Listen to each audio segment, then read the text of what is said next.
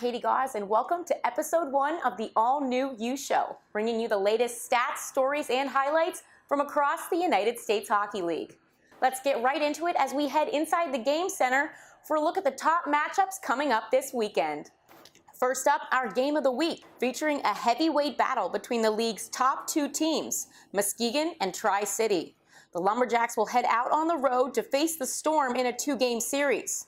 This past weekend, Tri-City surpassed Muskegon in points, earning sole possession of first place in the league with 52. Now, this matchup features the strong defensive style of Tri-City versus the explosive offense of Muskegon, so it's sure to be a series to watch. Next up, it's an Eastern Conference battle between 2 teams deadlocked with 34 points apiece. Cedar Rapids visits Youngstown for a 2-game series at the Cavelli Center. Well, the Phantoms have been on a surge this last month, led by the offensive production of Brett Murray, who is currently riding a 14-game point streak. With sole possession of 4th place in the East on the line, winning this series is a top priority for both sides. Finally, it's a rivalry matchup between the Dubuque Fighting Saints and the Waterloo Blackhawks. These teams will face off in a home-and-home series this weekend, starting off in Dubuque on Friday night. All right, and it's time for our weekly feature. This week, we head back to Lincoln for a recap of the 2019 USHL NHL Top Prospects Game. Last week, 40 of the top NHL draft-eligible players in the USHL gathered at the Icebox in Lincoln for the 2019 USHL NHL Top Prospects Game. The league's top talent was divided up for a battle of East versus West, and the players hit the ice to showcase their skills in front of scouts from across the NHL. Here's a look at some of the highlights from the game. On the left side, turning it in toward the slot. That's loose and tipped away. Turned toward the side of the net, and there's Karki in a tip and score. Forgive me if I did not see the number, but from the far side, that puck got behind Karki, who had slid over to answer, and the West is up 1-0. Trying to press forward the East. The tip off the glove is stopped by a diving play from Seville, somehow getting over and keeping the puck out with the leather.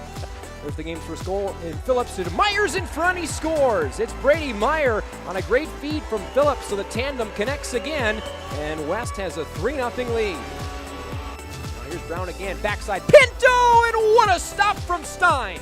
Now Brown centers, walking, Jones a shot, he scores!